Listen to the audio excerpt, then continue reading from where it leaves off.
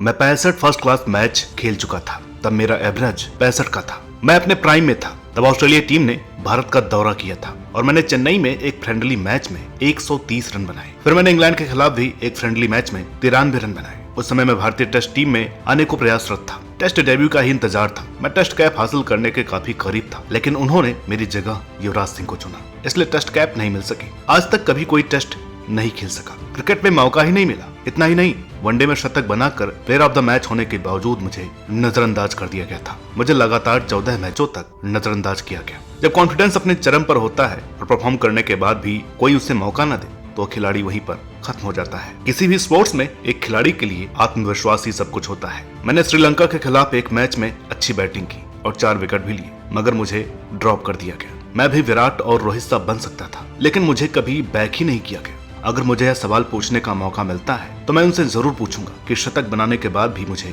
Team से बाहर क्यों कर दिया गया, खास करके ऑस्ट्रेलिया टूर पर, जहां कोई रन नहीं बना रहा था। ना तो विराट कोहली, ना रोहित शर्मा और ना ही सुरेश रैना। मेरे पास अब खोने के लिए कुछ नहीं है। ये बातें बोली हैं क्रिकेटर मनोज तिवारी ने। किसके लिए, ये आप समझ ही गए होंगे। और देखते ही देखते एक और करियर तबाह हो गया। एक और टैलेंट बर्बाद हो गया जो कभी एक्सप्लोर नहीं हो सका। एक और क्रिकेटर जिसमें दमखम था एक बड़ा क्रिकेटर बनने का, वो एक गुमनाम प्लेयर के टैग के साथ ही क्रिकेट को अलविदा कह गया। जी हाँ, मनोज तिवारी, जिसने साफ साफ निशाना धोनी पर दिया है। उस वक्त जब वे बेहतरीन प्रदर्शन कर रहे थे, उन्हें टीम से बाहर कर दिया गया, लगातार मैचेस से ड्रॉप किया गया। जब दूसरे नहीं चल रहे थे, फिर भी उसकी सजा मनोज को दी गई। मनोज, जिन्होंने हाल ही में संन्यास की घोषणा की, उस दौरान अपने दिल का दर्द बयां किया। इनका बस इतनी कहने की देरी थी कि तमाम न्यूज चैनल, यूट्यूब चैनल्स पड़ गए इनके पीछे। दबा दबा करके गालियां पड़ी मनोज तिवारी को। MS धोनी के कट्टर फैन इनके खून के प्यासे हो गए। सुर्खियां तो बहुत बना दी, लेकिन किसी ने भी मामले की गहराई में बात नहीं की। तो पहले समझिए तो सही उस दौर को, उस समय क्या क्या हुआ था। जो कुछ भी उन्होंने कहा उसका कोई बेस है भी या नहीं, पहले आप बात को समझिए। जब तक आप सच को खोजेंगे नहीं, तब तक तो कुछ भी सही कुछ भी गलत हो जाएगा। हमने ये इंटरव्यू देखा, एक एक बात सुनी, और जिस समय की बात इन्होंने की वो दौर भी अपनी आंखों से देखा है। और ये कहने में कोई अफसोस नहीं और कोई डर नहीं है कि मनोज ने जो कुछ भी कहा वो नाजायज नहीं है, लेकिन पूरा सच भी नहीं है। आप भी अगर पूरा मामला समझना चाहते हैं तो ये वीडियो पूरा देखिएगा, इनके ड्रामेटिक डाउनफॉल की। पहले तो ये समझ लीजिए कि मनोज ने टीम में एंट्री कैसे मारी। 2006-07 के रणजी सत्र में ताबड़तोड़ 796 रन बनाए 99.50 के औसत से। डेब्यू तो होना ही था 2007 में, मगर इंजर्ड हो गए। फिर डेब्यू किया 2008 में। डेब्यू पर सिर्फ 2 रन 16 गेंदें। ब्रेटली का वो तूफानी स्पर जिसने कई नामी खिलाड़ियों के विकेट चटकाए, वहां मनोज भी फेल हो गए। लेकिन दूसरा मौका मिलते मिलते 3 साल लग गए और मौका मिला सीधे ओपनिंग में। न दाएं देखा न बाएं, भाई को सीधे सीधे ही कहीं भी खिला दिया। फेलियर तो आना ही था। फिर 2011 में वेस्ट इंडीज सीरीज में खिलाया, वो भी सिर्फ लास्ट 2 मैच में, जहां चेन्नई में उन्होंने कमाल करके दिखाया। अपना स्कोर 1 रन पर 2 विकेट था, तब मनोज तिवारी ने इज्जत बचाई, शतक बना दिया। और दोस्तों, वो मैच हमने लाइव देखा था। बॉल इतनी आसानी से बैट पर नहीं आ रही थी, पिच मुश्किल थी, ऊपर से इतनी गर्मी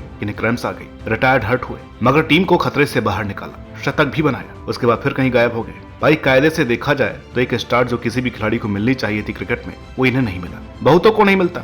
अब सौरव गांगुली को देख लीजिए, 1991-92 सत्र में ओडीआई डेब्यू किया, फिर 6 साल गायब रहे, ड्रॉप कर दिया गया, मगर फिर वापसी की, जबरदस्त, आगे कप्तान भी बने। देखा जाए तो मनोज ने भी अपने अभी तक के सभी फेलियर का हिसाब इस शतक से ले डाला और वो जगह डिजर्व करते थे। मगर यहीं से मुसीबतें शुरू हो गई। जब इन्होंने शतक लगाया तो वीरेंद्र सहवाग कप्तान थे, धोनी टीम में नहीं थे, और जब वापस आए तो रोटेशन पॉलिसी वाली कंट्रोवर्सी शुरू हो गई, जिसने सचिन, सहवाग और गंभीर के करियर पर ही क्वेश्चन मार्क लगा दिया। भाई ने साफ कर दिया था कि मैं रोहित को बैक करूंगा, जितना हो सके उतने मैच खिलाऊंगा। विराट वैसे इस टाइम शतक पे शतक बनाते जा रहे थे, उन्हें तो कोई हाथ भी नहीं लगा सकता था। और जब मामला मुश्किल हो जाता, ऊपर वाले फेल हो जाते, रन रेट बढ़ता, तो सुरेश रैना उधेड़ देते। और फिनिशर तो हमारे कप्तान साहब तो थे ही, तो ले देकर के एक ही जगह बचती थी, वो थी बेंच। रणजी ट्रॉफी, विजय हजारे, सब फर्स्ट क्लास चल रहा था, जबरदस्त, एकदम बढ़िया फॉर्म, लेकिन भारतीय टीम में जगह नहीं मिली। मगर सीरियसली कहूं तो शतक लगाकर भी ड्रॉप कर देना किसी को भी तोड़ देता है, और ये तो लाजवाब फॉर्म में थे। अब मान लीजिए मेरे पास आज कुछ रुपए हैं, मगर दुकान पर वो चॉकलेट नहीं है, मैंने वो पैसे साबुन पर खर्च कर दिए, कल वो चॉकलेट आई पर मेरे पास पैसे बचे ही नहीं, उसका क्या फायदा। जब फॉर्म था तो इंटरनेशनल क्रिकेट में खिलाते ही नहीं थे, डोमेस्टिक क्रिकेट में घिसते रहे। जब जगह मिली तो फॉर्म हमेशा तो रहेगा नहीं। अब जरा सोचिए, ईशान किशन ने तो 200 बनाया था, उसके बावजूद बाहर हो गए और अब गालियां खा रहे हैं वो भी। लेकिन मनोज ने अपने गेम को और बेहतर किया, बैटिंग के साथ बॉलिंग में भी कमाल करने लगे। एज एन ऑलराउंडर टीम में वापसी की थी, 4 विकेट लिए थे श्रीलंका के खिलाफ, अच्छी लेग स्पिन करते थे, पर फिर से किस्मत की मार पड़ी। जब फॉर्म होता था तो जगह नहीं, और जब जगह मिलती तो इंजरी हो जाती। 2012 वर्ल्ड कप में भारतीय टीम में शामिल हुए, मगर फिर इन्हें चोट लग गई। वापसी की, विजय हजारे ट्रॉफी में शानदार खेले, जिसकी बदौलत इक्के दुक्के मैच मिले, लेकिन 2015 के बाद सब खत्म, बिना रिटायरमेंट के करियर खत्म। कप्तान या तो किसी को बना सकता है या बिगाड़ सकता है, जो बंदा 4 नंबर का अच्छा खिलाड़ी है, कभी उसे ओपनर बना दिया, कभी नंबर 7 पर खिला दिया, कभी 5 पर, कभी 6 पर। ये भी नहीं कि हर पोजीशन पर चांस मिले बराबर। ले देकर के 7 साल लंबे करियर में 12 ही मैच खिलाए, 3 T20 खिला दिया जिसमें बैटिंग सिर्फ एक ही बार आई। अब ये मजाक नहीं तो और क्या है कि कोई ऐसे प्लेयर बनता है, भाई रोहित हो या विराट हो, ये भी कोई डेब्यू से ही शतक नहीं बना रहे थे। अगर इन्हें भी इतने ही मौके मिलते तो आज भी मनीष पांडे की तरह गुमनाम होते कि जब दिल किया खिला दिया,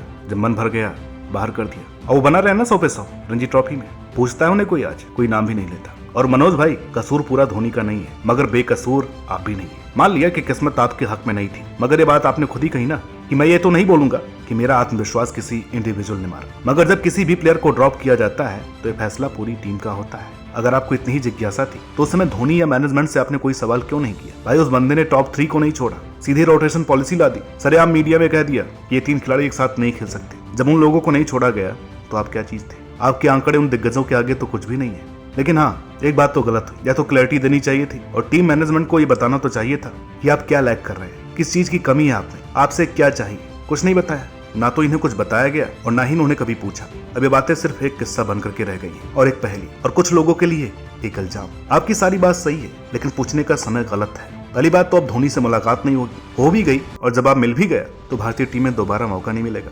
तो यार तब की बात तभी क्लियर कर लेनी चाहिए थी। अब तो धोनी के नाम पर सिर्फ 4 व्यूज और कुछ सुर्खियां बटोर पाएंगे। ये बात तब की होती तो शायद कुछ मैच मिल भी जाते। देखिए दोस्तों, जो कुछ भी मनोज तिवारी ने कहा सब कुछ सही है, लेकिन वो बात कहने का ना तो स्थान उचित था और ना ही समुचित रह गया है। गलत इनके साथ हुआ, बहुत हुआ, लेकिन हर चीज में सिर्फ धोनी को ही विलन बनाना उचित नहीं है। लेकिन उस वक्त के सिलेक्टर्स और टीम मैनेजमेंट का भी तो फैसला रहा होगा, वो सब भी गलत है, वो भी बराबर के गुनाहगार है। तो फिर एक को ही टारगेट क्यों किया जा रहा है? मगर अल्टीमेटली कोई भी अगर ड्रॉप हो तो कम से कम man of the match, man of the series या शतक या 5 विकेट लेने के बाद नहीं होना चाहिए। ये टीम का ही नुकसान है। अब मनोज तिवारी का तो करियर खत्म हो गया ना। तो दोस्तों, आपकी इस विषय पर क्या राय है कमेंट करके बताइएगा। वीडियो अच्छी लगी हो तो प्लीज इसे लाइक करें, शेयर करें। चैनल पर नए हैं तो प्लीज इसे सब्सक्राइब करना ना भूलें। मात्र 20% लोगों ने अभी तक चैनल को सब्सक्राइब किया है, तो जो नए दर्शक आ रहे हैं आप लोगों से भी निवेदन है कि आपको ऐसे ही वीडियोस देखने को मिलते रहेंगे। चैनल को सब्सक्राइब जरूर करें। मिलते हैं आपसे अगली वीडियो में, तब तक के लिए नमस्कार।